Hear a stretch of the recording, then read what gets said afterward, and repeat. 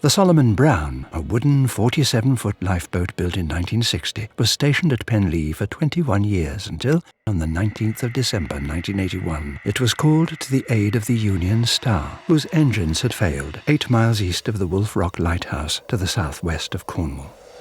The weather conditions were amongst the worst ever seen, with winds at hurricane force 12, gusts of up to 95 miles per hour, and waves about 60 feet tall.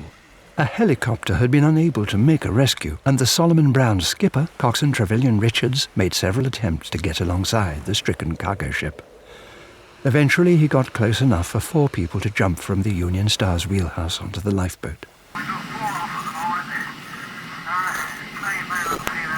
The lifeboat made a further attempt to rescue the remaining 4 when radio contact was lost.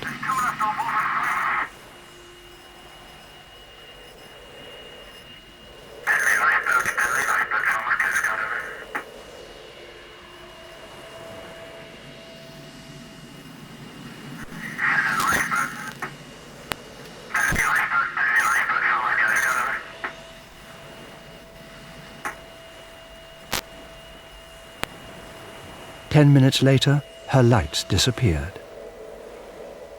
The lifeboat had been completely wrecked, with the loss of her crew of 8.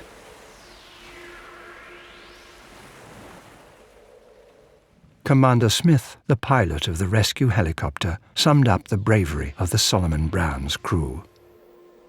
The greatest act of courage I have ever seen, and am ever likely to see, was the courage and dedication shown by the Penlee crew when it manoeuvred back alongside the casualty in over 60-foot breakers and rescued 4 people. They were truly the bravest men I have ever seen. That night, the tiny community of Mosul mourned the loss of 8 brave men.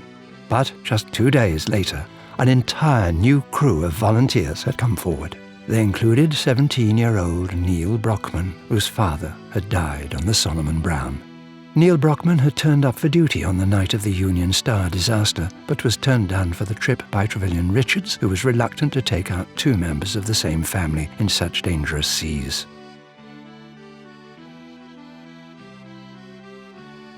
Coxswain Trevelyan Richards was posthumously awarded the Royal National Lifeboat Institution's Gold Medal, while the remainder of the crew were awarded bronze medals.